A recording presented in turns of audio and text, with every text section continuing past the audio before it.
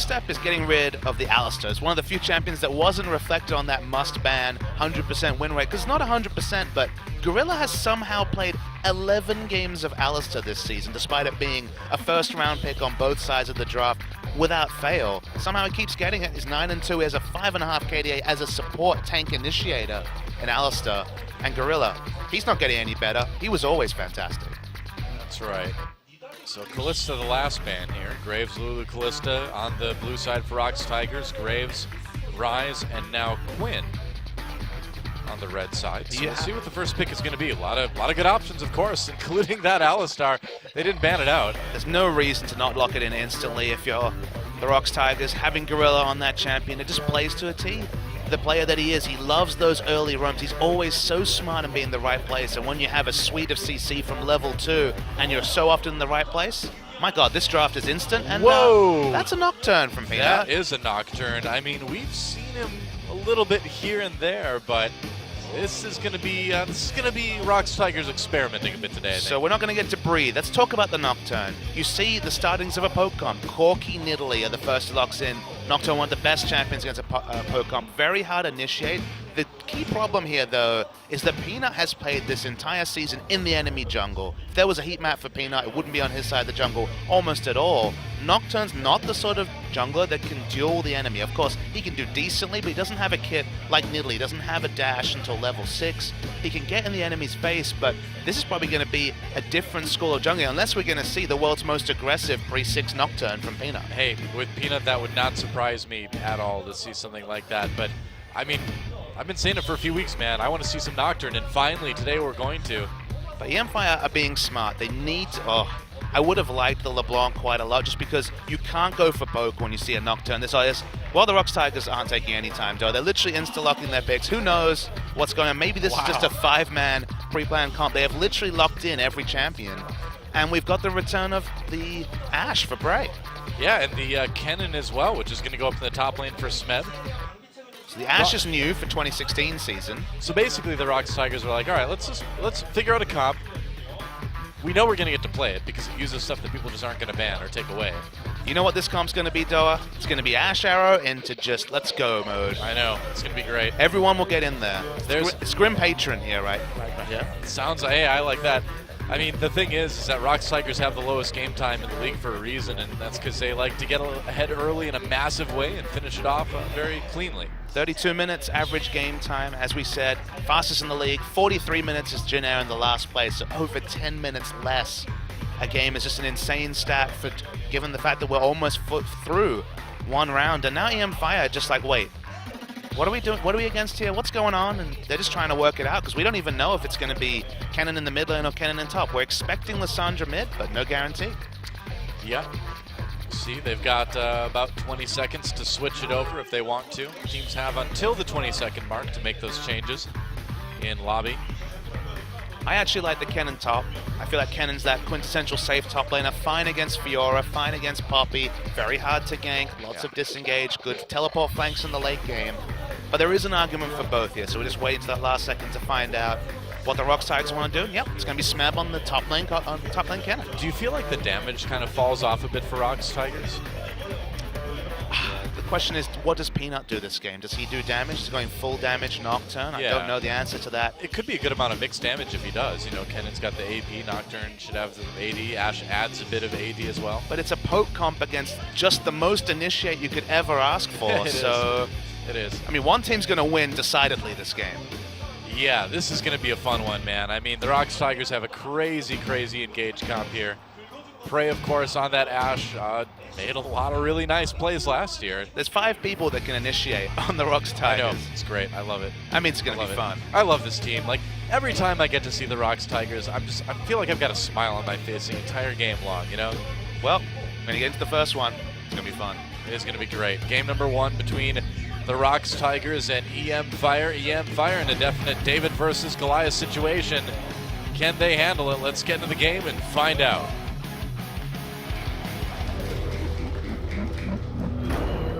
Find you acting on your best behavior.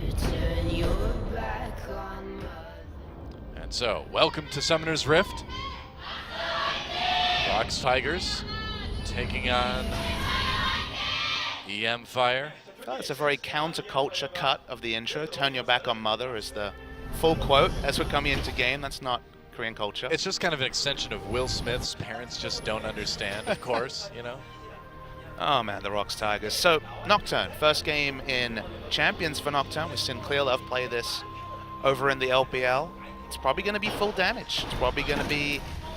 It's one of those situations where Nocturne either does really well or really poorly in team fights because he can do a lot of damage. He's also a guy who needs to get into melee range and is usually diving before his teammates are in position. He has a very poor farm-centric pre-6 start. It's just exactly the opposite of what you'd expect from Peanut. So it's interesting. It's very interesting. Time to throw out the playbook, though, for Nocturne. I think this is going to be decidedly Peanut-style Nocturne coming out. Yeah, and the Eternium Nocturne skin, my personal favorite. You know, long ago, Papa Smithy, when I wanted to start trying to play in the jungle, I was looking at kits for various champions, and I'm like, this Nocturne character, he basically just like gets in there and auto-attacks things, and he doesn't stop until either he's dead or your opponent's dead. And I'm like, this is my kind of champion. So I probably played more jungle games on Nocturne than any other jungler. So how do you feel about pre-6 jungle Nocturne? I haven't played him for a long time now, but he's still... I felt like he always did pretty well, honestly. The thing is, his ganks... You don't gank, though, with Nocturne. You just get to 6 as fast as you can, and then you go ham. So you're going to tell Peanut that he's not ganking this game? Yeah. I mean, if he's... I mean, I would say that's probably the way you still have to play Nocturne.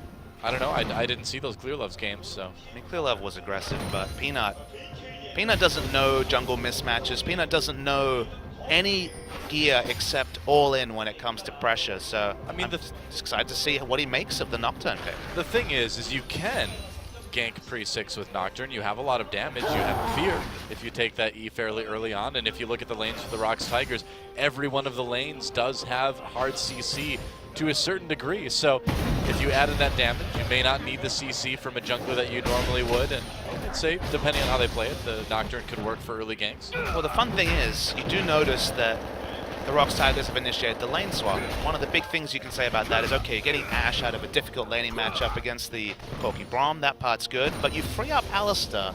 And you know who can gank pre-6 is Alistar. So Alistar and Nocturne's damage might actually be... might be the Alistar kind of carrying the burden of the pre-6 ganking, and then Nocturne and Ashe doing all sorts of hijinks with their globals level 6 onwards. But for now, it's going to be a return to Game 1 and Game 2 of today. It's going to be the mirror turret takes and Peanut trying to pick up as many levels as he can, staying off the map and trying to get that surprise level 6 gank. You know, Nocturne, though, with that Eternium skin, really looks kind of like just skinny Rek'Sai. He really does, honestly, because there's an Eternum Rek'Sai skin as well, and they just basically look the same, at least in the loading screen. I mean, I guess Nocturne doesn't have, like, the tiny legs in the back. Nocturne's female, but... I don't think so. Oh, sorry, Rek'Sai's female, sorry. Does Nocturne have a gender attributed to him? I think Nocturne. He is kind of like a undying void beast. But well, I mean, Rek'Sai's so identified as female, so... Yes. I meant to say Rek'Sai's female. Maybe they're perfect for each other, though. We're just missing the champion that identifies as an attack helicopter. We're getting there. We're getting there. This time. Oh, Gorilla. That'd be Trolled Corki, by I guess. Peanut. Did you see that? Peanut didn't clear the little Krug and then it stopped Gorilla's back. Oh. Well, Gorilla got a little bit of gold, so you should thank Peanut. Well, Peanut for now. Just power farming, as you'd expect. Honestly, ROX going to keep wanting to keep swapping around standard lanes. Keep that Ashe safe as possible till... I mean, wow, look at this purchase from Ashe. Speaking of Ashe purchases, just rush the Swifties on an 80 carry. Wow. Swiftness boots Ashe is harkening back to Dan Din in Season 1, where Swiftness boots into the likes of a Brutalizer was your Ashe build. Utility Ashe. It seems like that means they're going to be swapping lanes a lot with this. Well, this is basically, I never want to enter lane, so I'm going to get there quickly with Swifties approach from Prey. Right. One of the oldest 80 carries, and of course, yeah, been around the scene for a very long time. He's seen the Ashe meta a few times now. If anyone remembers those days, it's going to be Prey. I mean, Prey's Ashe, it was on display in the World Championships, in the qualifiers to the World Championships. This guy is amazing, specifically with the Hawk Shot and the Ultimate. The Ultimate skill hasn't changed in 6 years of League of Legends, and he is a dead eye with the Ashe Ultimate. We know when Prey's Ashe is on display, it is always a treat. Stop smirking over there, Doa. I'm just saying. I'm disagreeing. He's got great Ash. Something package. No Corki in this game, though. Yes, there is. Soul some Corki. Oh, you're right. Oh, my bad. I am just a wonderful caster, aren't I? I've heard that about you. I've been focusing on the ROX Tigers this game, you know, getting very analytical. I mean, the ROX Tigers, they're so all in on the lane swaps. Usually it's top laners like Poppy that rush the swiftness boots, but there's no real way to call it. That's the issue, is that if you're e-mFire and you eventually see the swiftness boots, already you've got your AD carry on top. There's no way to really force the 2v2 with the laning item disadvantage, so you don't pay for it if you're Bray, and now you go back, you get a long sword. You're still behind in relative items, but yeah, I think a smart adaptation from Bray and the ROX Tigers. We'll see if it ends up panning out with swiftness for Gorilla already. Well, they will be swift, if nothing else. He's put on his boots of roaming, Doa. That's right. You know what comes next? These boots are made for roaming. What comes next? Freezing the lane. Oh. I thought you meant item-wise. Probably Sightstone. Maybe Targons and then... I think you need the you kind of need the Sightstone. I mean, Sightstone's such a underwhelming buy in the 2016 meta. You never want to rush it. I mean, you're so heavily incentivized to go boots first just because you might get a roam off compared to 3 ineffective wards that have very short duration. You know, it's at the stage where you finish a Sightstone and you kind of want to keep your warding totem just to have enough wards. Yeah, just become jungler number 2. Start ganking. Well, advantage Gorilla so far this season. 9-2 on the Alistar, looking to make it 10-2. He'll keep picking it if it's left open for him. Yeah. Looks like Peanut is just straight up farming into 6, and he should get there pretty soon. Then the fireworks begin. Yes, that's right. Then the nightmare begins. Will he just gank the lane with Ashe in it? That seems like the most gimme. Prey on Ashe means he's probably going to be hitting those arrows, and then you're going to see the Nocturne follow up and some instant deletions, so looking very tantalizing prospect. And the Lux, just coming back to the draft, of course, the ROX Tigers were insta-Lux, but just thinking a bit about e-mFire, they had to answer with a mid-lane pick. They were thinking about the LeBlanc, which would have moved them away from a Siege comp, and then they went with Lux, and Lux really struggles with gap closes and targeted CC. And the ROX Tigers have all of that. It's literally everyone on their team ruins Lux's days, so I just can't see a scenario where, I mean, Lux gets out of this game. Honestly, she should consider just getting a Banshee Veil second item because she's going to be dead the whole game. The e-mFire has been doing okay in terms of coming into the enemy jungle and trying to keep Peanut from hitting that level 6. Trying to collapse on him. There's a level 6. Peanut, oh wow, doesn't get it with that binding. He got a little bit lucky there. There we go. go. Gorilla engaging. It's time. Ash Arrow hits Cougar. Here comes Peanut for the damage. Can they get a kill? First blood does go over to Kuro. Cougar low as well. Gorilla still alive. Lux ult though ends that one. Kill comes in for Peanut as he flashes on the wall. They lose Prey though. What a mess. And it ends up being 3 kills for e-mFire. Really nice kill from Sol on the back end. That was a 5v4 with no way to respond. Smeb didn't want to teleport in level 5. e-mFire, that was really nice strategical move to come in as a 5-man unit and just try and contest first level 6 from Peanut and then win a fight that there was no way for ROX Tigers to get the most out of their comp in. I mean, they got 2 kills for 3 in a 4v5.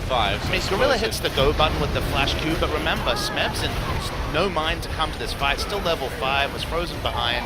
Poppy comes in, a couple members get deleted. I really like the aggression from Sol in the back end. The turret diving to pick up the last kill. Nobody there to punish him, and early lead for e-mFire. You know, while this is happening, though, Smeb is getting a nice freeze in the bot lane and getting a pretty significant CS lead over Hippo.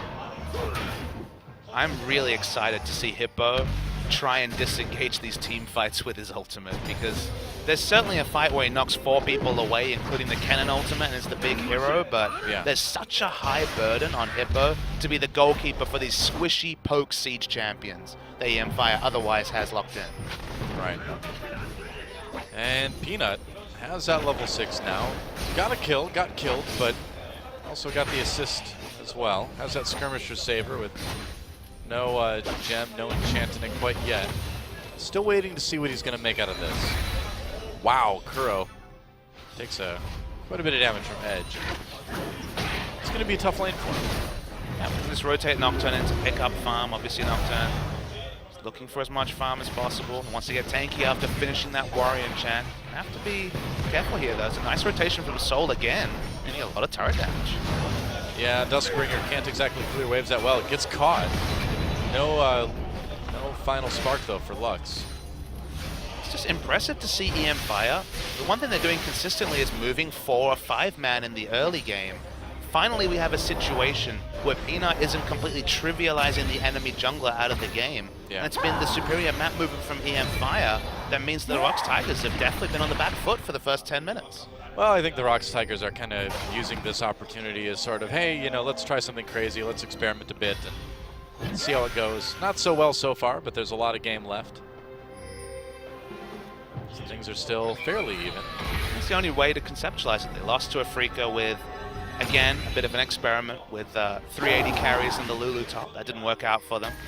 Now they've insta-locked their champions with no respect whatsoever for the enemy comp, and I think overall they've got a pretty good matchup when it comes to Engage versus Poke, but this is definitely where if Poke gets on top and then Poppy's on form, then the Engage may never get their window to go in. So let's see if e-mFire can really start getting these structures down, getting a gold lead, because if it goes late, there's just so many initiators that something has to give from the ROX Tigers. Yeah. I mean, that's their issue, right? Is that in the end, the ROX Tigers just kind of run at you. It's back to Season 2. Press R, run at people. Or whenever Sivers.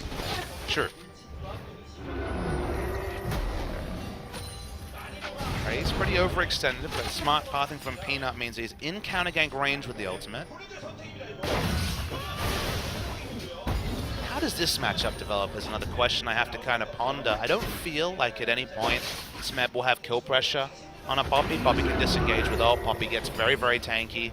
Double scales on resists with her W, so I don't think kill pressure exists in that lane, so it's going to have to be about the teleport flanks, you'd have to say. Which one can really disrupt the backline more between Cannon and Poppy? I suppose. Oops. Uh-oh. Forces the ult out of Kuro. Oh, for ult. I wonder if that's worth it. I mean, he doesn't have any cooldown reductions to that. Well, he does have the CDR boots, but won't have that ult for a while. Would have had to recoil otherwise, so kind of hard to say on that mark, but yeah, just thinking about top lane, probably going to be a farm fest. Well, I think you wanted to stick around because it looks like ROX Tigers really want to get this dragon in the near future. Pings come down from e-mFire, though. They don't have great deep wards, so not really. necessarily the entrance, obvious entrance points for Smeb.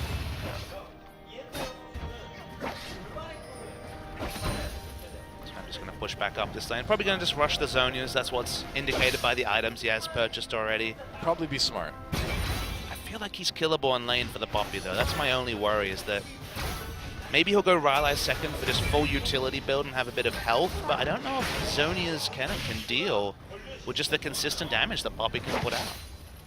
Well, I guess we'll find out. I mean, the nice thing Smeb has is he does have that range. Peanut farming up. What is even League of Legends when Peanut's just playing his own jungle farming? I don't know. It's a bit crazy right now.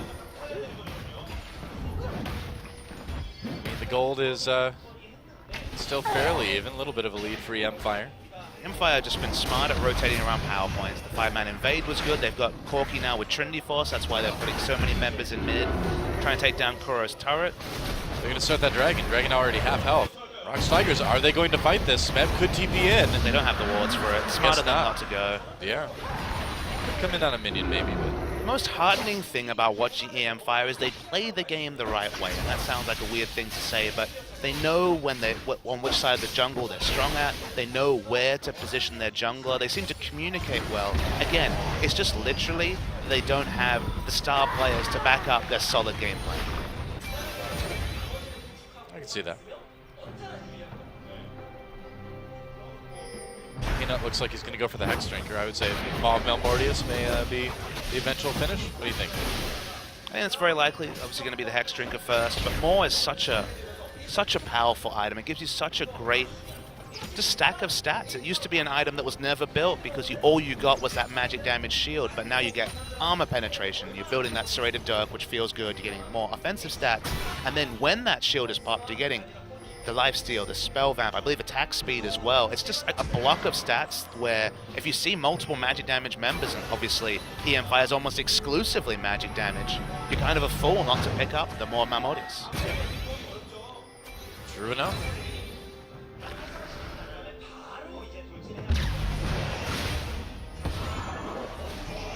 And Peanut still farms. Oh, Peanut, you're killing me, man.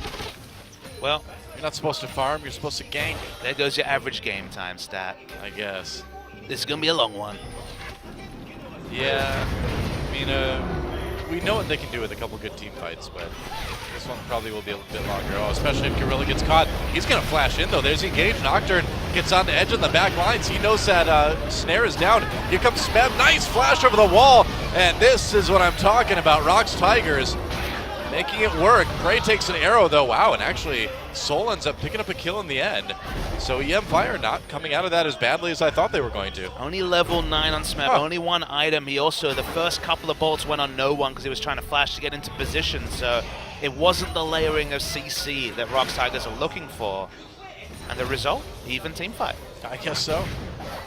Start off as an even team fight in numbers, but they're going to lose their mid lane turret.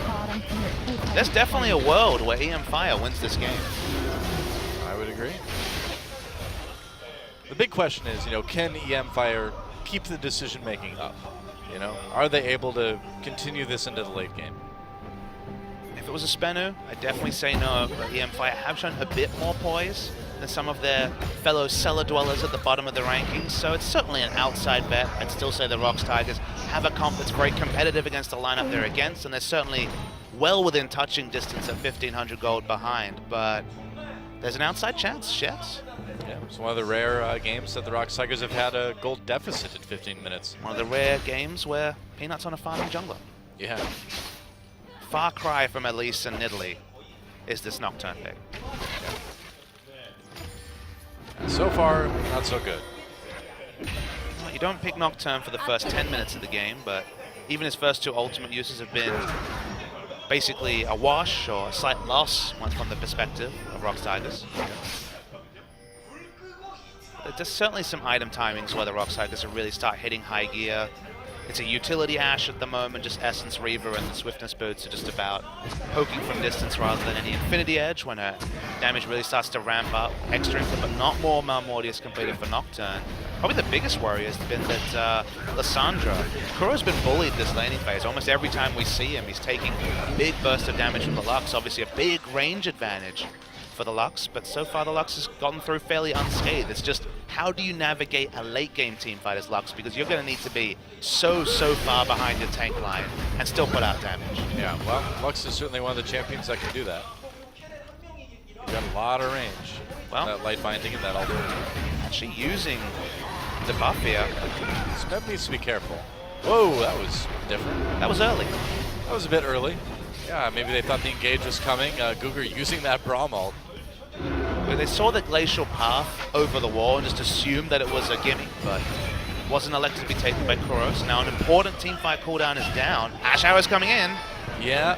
Here we Here go. it comes. It's going to land. It's going to not land. It's going to hit Guger, not the person they were going for, and ROX Tigers not engaging.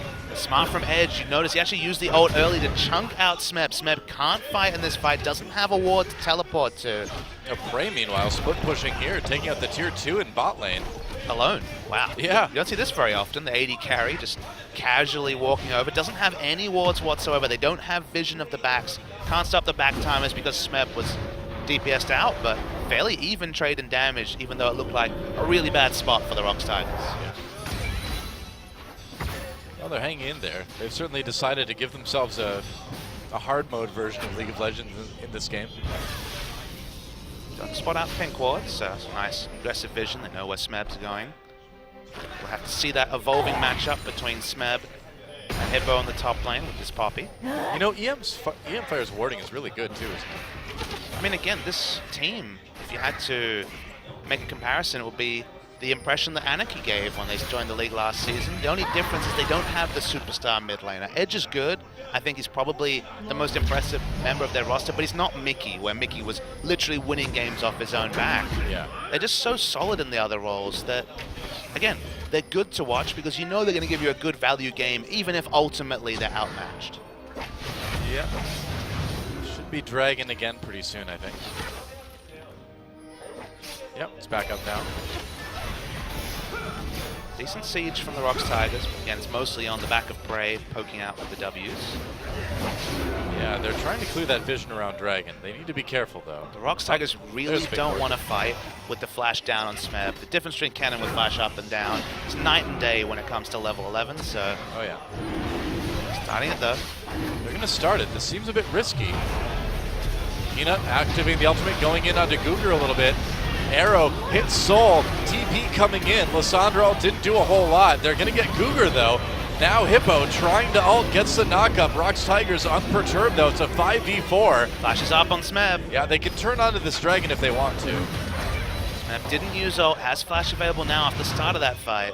We could still see a re-engage, but Peanut is super low. I guess so, yeah. And this may actually end up costing them a Dragon, weirdly enough. Yeah. All right, so second Dragon for e-mFire, looks like. Peanut just not in any position to be able to test the Dragon, so smart of ROX Tigers to back away and not give away any more, but e-mFire, solid once again. ROX Tigers kind of doing the opposite of everything we usually see them do this game. I mean, they picked themselves into this situation. They showed literally no regard for the enemy comp. The Nocturne pick is the big kind of question mark, and that doesn't fit the wheelhouse of Peanut, who seemed to be so benefiting from the meta that he found himself in. Graves, Nidalee, Elise, all junglers and get in the face of the enemy. That's been the story of the ROX Tigers, is Peanut setting the tone with his invades, and his laners backing him up and allowing picks, causing pressure, meaning that everyone on the enemy team, every lane will fall behind in CS because of the pressure that was chiefly caused by Peanut. Even though you're on this Nocturne with the long-range ultimate, it's just not the same story when you don't have eyes on the enemy jungle, control in the 1v1 jungle matchup, which is what you lose when you pick up the Nocturne. Yeah, so how do you salvage this? How you farm, you wait for a mistake, you're still in touching distance, there's no gold lead, 2 dragons isn't the biggest factor. ROX Tigers are certainly well in this game. It's just a totally different game from the ROX Tigers we've seen literally every other time on the Rift. And they've got 2 Zonias on their side too, so they can survive a lot of the Lux Burst coming in, or maybe an engage by Nidalee. Also means that Smeb can get in the back line, pop that ult and Zonias, so they doesn't get knocked away by the Poppy. Arrow time. Hello, Astro coming through. Not hitting anybody though. It was actually a good time to take the try. They knew the Edge's cleanse was down, so they hit. There might have actually been a kill there with the 3-second stun coming off the back of the arrow, but yeah.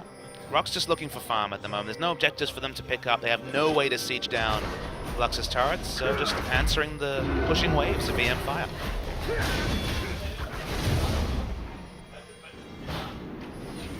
Yeah, e-mFire may be new, and they may make some, rookie mistakes once in a while, but they move well as a team. They do. Credit the coaching staff, you'd have to say. I mean, there's just so many factors that put together made you think e-mFire would be a no-hoper. I mean, a lot of these members didn't even play these roles previously competitively or even in solo queue. For example, Crush in his preseason interview was like, yeah, I just changed into jungle a couple of months ago. A lot of these guys were subs, no competitive experience outside of Edge, and yet they've come together and seem to be coached well because they look solid, which is more than you could have honestly ever realistically expected. Yeah. Pretty true.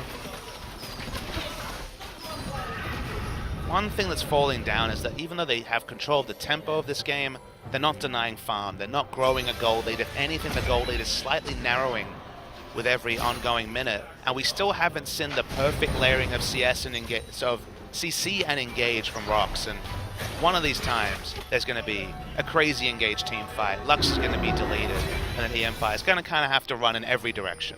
I mean, this is one of those compositions that, if it gets one win in the late game, you're good. If it gets one big team fight win, and you have a lot of ways to do it. Well, we know the power of picks with death time is so high, and if you can't get picks with this comp, you're never going to get a pick. Yep. We haven't even talked about the fact that Prey has a crazy build together right here. Has the Runan's Hurricane and S3. Here we go. In on the Edge. There's a nice knockup. Edge under turret. Gorilla tanking it though. Should be okay. TP coming down. Hippo's going to join the party. It's a little bit late to save his mid laner. That's the kind of gank I think that the ROX Tigers have been wanting to make. And remember, that's Lux with Flash Cleanse available, dying under her turret, and it's a preview of every future fight because Lux is the person who's the most immobile. She's going to be the target of every ultimate from Nocturne. They're going to get a turret off this, ROX Tigers. Maybe. e-mFire pushing back. Smeb's not grouped, has teleport and flash and ultimate, so... You know, one nice thing about Nocturne too that we haven't mentioned is having that spell shield does great against things like the Nidalee Spear. And just preventing the damage. And also guarantee that he reaches his target in the Lux by just popping it right at the end there so that no light binding stops him. It's going to be the turret eventually. Here it is.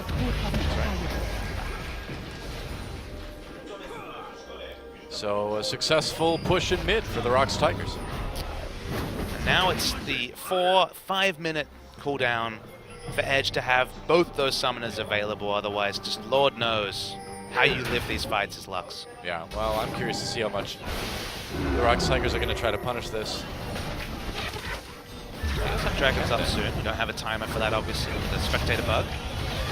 It's about a little less than a minute. We'll see. Hippo coming in. Gorilla zoning. There's a Braum ult. Wow, they're going to go in onto Smeb in the back line.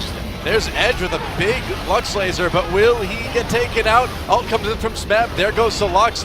It's a messy fight, though. Peanut going after Hippo now. They dodged a spear. A double kill now for Smeb. And ROX Tigers just going to focus on Guger, and then they can probably get set up for that dragon. And these fights are just so insane with this comp. While it was messy, the target selection from ROX was right on top. They knew there was no flash, no cleanse. They found Lux, deleted her, and with her dead, there's just really little way for e-mFire to win a fight. She's the general at the back of the fight, shielding, CCing, bursting, and if she's dying first, so are the hopes for e-mFire. Let's check this out. This was just everyone running and no flash, no cleanse Lux, and she got some damage out, as you mentioned, but once she's dead, it's kind of when everything falls apart, because Soul's just poking from the back. He can't get behind his tank line. Everyone's super low. Prey literally flashes aggressively because he might as well.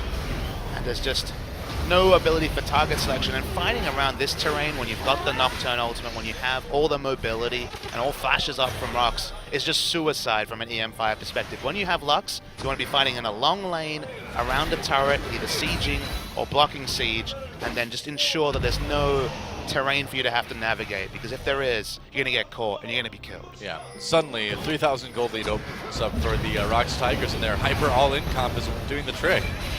We'll see if they can prevent this dragon now. Some of their ultimates are long cooldowns. Specifically, Smeb does not have his ult. Yep, that is a big deal. Hippo getting zoned a little bit. Nice dodge on the spear. Gorilla. Oh, there's one Zhonya scout. Smeb coming in, flashes away, gets out of the W. Prey zoning on the outside. They can turn the string if they want to. They're going to go in. Yeah, Kuro over the wall, helping Peanut pick up a kill. Meanwhile, Prey all over Rip in the back line. Smeb helping out there. And Kuro, Gorilla, and Peanut chasing away the rest of e-mFire. There we go. Nice W onto Guger. That's going to be another kill. Peanut picks up his second of the fight. And now things are starting to come together for this ROX Tigers composition. If e-mFire can't kite back into open space, this will keep being the story. You have targeted engage from the Nocturne. You have very fast Alistair, very fast Lissandra flank, the Kennen coming in from all different sides. This is just a recreation of the Kennen support games that the ROX Tigers had at the end of last season, where it felt like everyone was an initiator from every direction.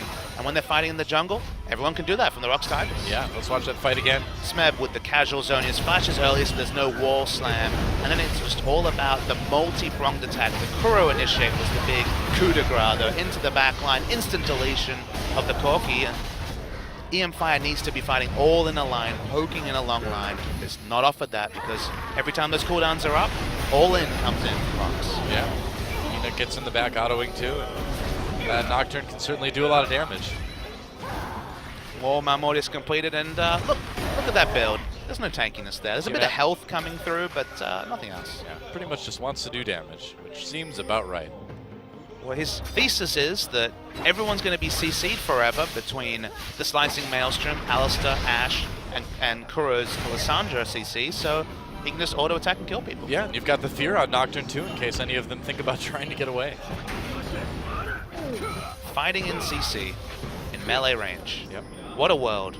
Oh yeah, well Nocturne does have a nice chase too with the Duskbringer, giving him that path that he can just follow too.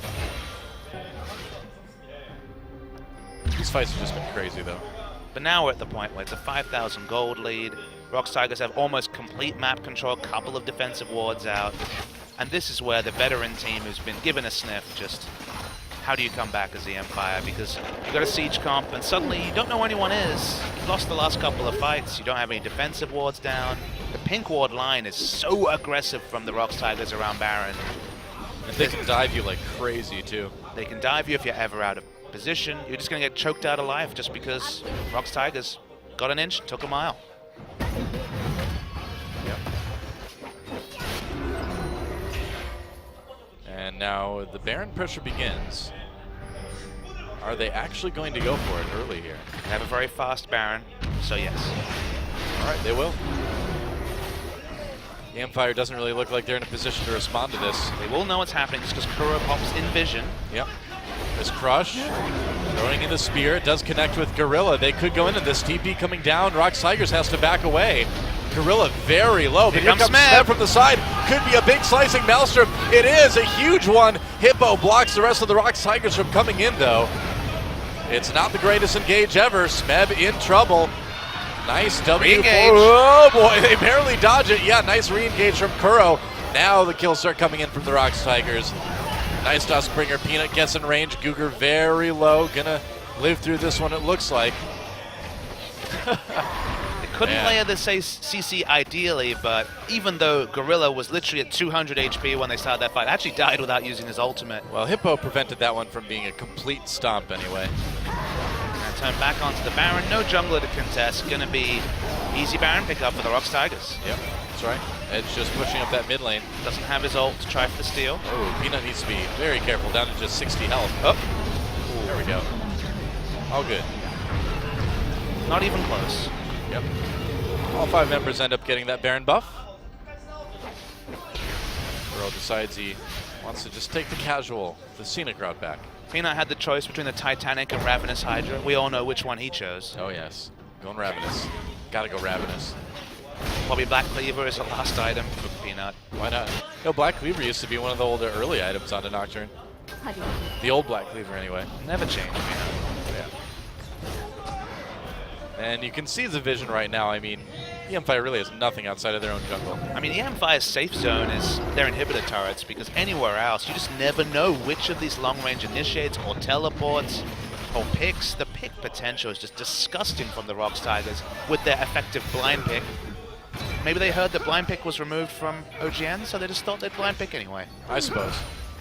They're just as furious as we are. Yep. Irate. Yep. Two Shens is dead. WTF. Yeah, exactly. Oh, didn't get it. All right. All the pressure coming in for the ROX Tigers. Their average game time certainly going to go up a little bit after this one, but maybe not too much. Waiting for the next dive. There it is. All in, onto Hippo. Lissandra used. There's a nice zone use from Kuro. That's how you kill the tankiest member of the other team. Well, it's just the start as well. We're waiting for some more initiate. Ash Arrow still available. Smeb doesn't have teleport though, so yeah, can't just show up. They've already got a kill. They're going to be pushing every single inhibitor. It's go time for the ROX Tigers. Yeah, well, Peanut needs to be kind of careful. He doesn't have his ultimate anymore. Well, the base is broken in 1 lane. Smeb's been free hitting. That's 2 lanes. Just looks like a little bit too much for e-mFire to handle at this point, as they may lose their final inhibitor here, or inhibitor turret rather. Kind of a thing I've been thinking about. All these... There's one inhibitor. What is it with these teams right at the bottom of the ladder wanting to play these poke comps that are so specific? There's no way to get back into the game. Why not just go 5v5 team fight? Because got more of a shot in the late game. I don't know. You just tell yourself you can hit those skill shots. You can poke enough to take the objectives, and it just doesn't work against teams like this, I guess. If you've got a Fiora, you've always got late game insurance. If you've got a poke comp, the late game is not your friend. Yeah. Oh, there's the arrow coming in. Hits Crush. Crush gets away, though, just in time. There's a Braum ultimate, but ROX Tigers already over the back lines in general. Crush has to flash away. Peanut all over Hippo right now. Prey just doing the damage with no opposition. Nice knockup from Gorilla before he goes down. Gives Prey the double. And that may just give the ROX Tigers the win. Edge, Crush, and Soul still alive, though. The carries still able to do some damage. Prey needs to be careful. But here comes Smeb onto Crush. Gets a stun onto Soul, too. Wanted a little bit more of that, but they may still be able to close it out. Oh, Crow goes in with the W. Zonia's right away. Lux Laser nearly kills Peanut. Oh, he does go down to Soul. The Nexus low. Edge the only one defending it besides Soul, though. Smeb dodging, and it's enough. He gets it. That is going to be the ace. That is going to be the game. That was insane. But ROX Tigers still win it in 35 minutes. GG. Well, the blind pick, Wow. all in comp from the ROX Tigers, literally locking in at every opportunity, was a treat to watch. I love these guys. We saw the world's first frontline Ashe, who basically every team fight was only flashing aggressively to do Hurricane Bolt hits, because why not? And maybe that's just the way the ROX Tigers look at this series. Why not, Doa? The ROX Tigers may not make any sense, but they're always entertaining. That's for sure. Well, they took it easy. They played the comp they clearly wanted to. This is a team that shaped the meta in the first months of 2016. I don't know if this one's going to catch on. Have they, though? Not enough people are playing this way. Well, they should be, Doa. They should be, indeed. It was messy. We'll see what they want to do in game number 2. If they're going to tighten things up a bit, if they're going to go for something. Can they really loosen it crazy anymore? I don't know if the Peanut Nocturne was the greatest plan there, but it won. No Phase like, yeah, well, you decide to play Nocturne. We'll put you on a real jungler next game. Well, they're all smiling. The Great Spirits Yeah. has been the story for the ROX Tigers, and they continue their march towards an undefeated first split of the season. It's looking good. We'll see what e-mFire can, summon as far as opposition goes in game number 2. But if you can't beat that, I don't know what you're going to do against the ROX Tigers.